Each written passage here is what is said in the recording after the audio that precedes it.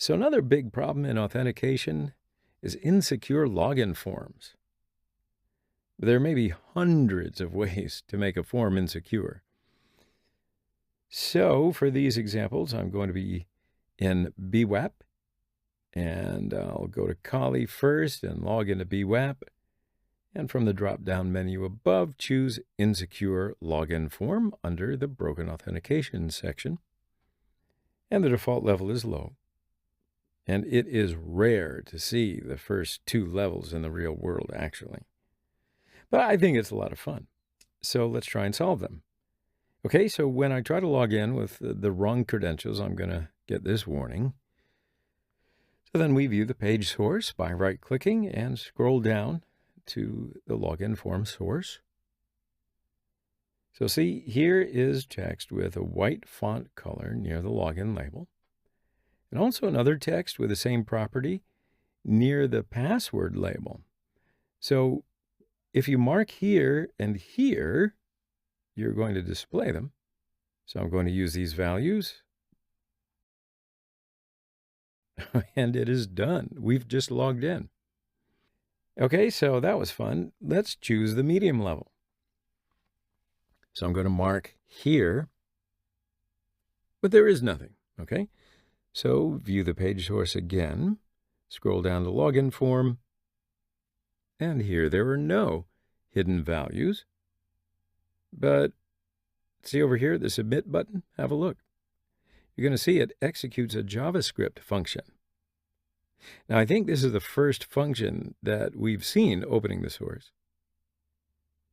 So here's the function. I don't think it's very hard to guess, huh? It uses some of the characters in the string to create a password. And again, it's really a load of fun. To get the password from this function, just copy it and open Developer Tools. Go to Settings from here and check Scratchpad to enable the tab, and go there. So clear here and paste the function. I'm going to just zoom in a little bit here. Okay, so we don't need these lines. And to see the result, I'm going to add here return secret and an alert message to view the result. Okay, so let's run it, and it is done. What's this? Yes, we get the password. So, in case you think I'm joking, I'm going to use this. Okay, we're done. We've just logged in. Okay, so at last we're going to do a brute force attack. So let's choose the high level. So here's your new page and view source. And if you scroll down, you won't see anything with the form. So, okay, let me just log in with some wrong credentials and see what's happening. Okay, you get the same warning message, invalid credentials. So now we're going to do the rest with burp. So enable Foxy Proxy, then open burp. And I'm going to arrange the windows. Now log in again. And burp captures a login request. So send it to intruder and repeater to use later. And then forward the request. Okay, so open Intruder tab. Now, there are 4 sub-tabs under Intruder. And under the Target tab, you can configure the target options. For example, you may force it to use HTTPS, and then go to the Positions tab. Then here you can configure where and what to brute force. So burp heuristically selects some parameters to attack, but we don't need them all. So you can clear them, and let's just use only the password and username. So let's choose Cluster Bomb as the attack type. Okay, so we're done with this. So now go to the Payloads tab. Now, here's a place that we provide data or dictionary files to attack. So we can choose 2 parameters to attack at the same time. And here are 2 payload sets. which are available here, but we don't have any payloads yet. So let's create some payloads first. We can use Crunch, or we can try another as well. So in fact, open up your terminal and type CEWL. Sewell is an other password generator, but it works kind of differently. So it'll crawl a URL and extract words to create a word list. So type CEWL --help to see options.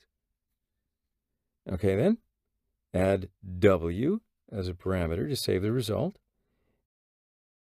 and the D parameter to define the crawl depth, the M parameter to define the minimum length of the word that will be extracted, and E for including email addresses. And let's include words with numbers. Okay, so I'm going to copy this URL and paste it here. Nothing changed, and hit enter. And it executes quickly. So here's a generated word list file. Let's have a look at it. Now it contains 44 lines. So I'm going to delete some of the entries because it'll take time to try every single one. So I think these ones are going to be enough. So now go to Burp Intruder, choose the first payload. Don't change the payload type. It's a simple list. Just come back here and click Load. Okay, so we load the first payload and choose the second payload. Again, load word list. And Burp automatically calculates the requests that will be sent. And I think if we do this with a huge list, it's going to slow down our target network in our environment. So there's nothing to change here. Then go to the Options tab. Now scroll to grep match. So in this section, we teach Burp to understand when it is going to be successful or not.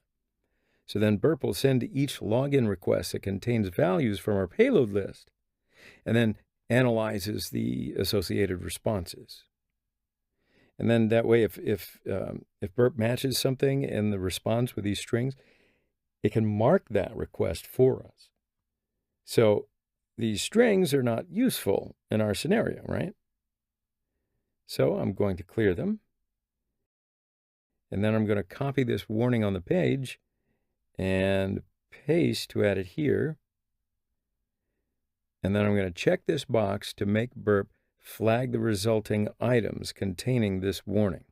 All right. All right, so there's nothing more to configure here. So let's go up and start the attack. So this is the attack window. And we can wait a little bit for it to finish. And looky here, Burp flags all the result items containing this warning. Now, if a result doesn't contain this warning, it means that we're successfully logged in. You get it? So let's click this unchecked line.